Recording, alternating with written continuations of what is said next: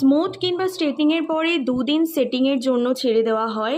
ওয়াশের আগে এই 2 দিন আমাদের খুব ভালোভাবে যত্ন নিতে হবে। কি করব আমরা, এরকম একটা ট্যালকম চিরুনি নিয়ে নেব, নিয়ে ভালো করে চুলটা কিছুক্ষণ পরপর আমরা কম করব, যাতে চুলে কোথাও একটুও অগোছালো না হয়ে থাকে। চুলটা অল টাইম এরকম ম্যানেজেবল করে কম করে নিতে হবে।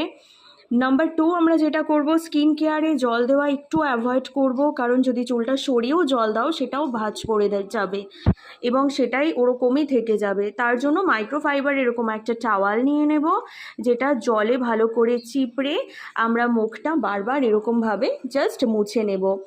এবং নাম্বার 3, আমাদের অল টাইম এসিতে থাকার চেষ্টা করতে হবে, কারণ এমনিতেই গরম ওয়েদার থাকে পুজোর আগে, চুল ঘেমে গেলে খুব সমস্যা হবে। এবং ঘুমানোটা এরকম এক সাইড করে চুলটাকে ব্যাক সাইডে ফেলে রেখে একভাবেই আমাদের ঘুমিয়ে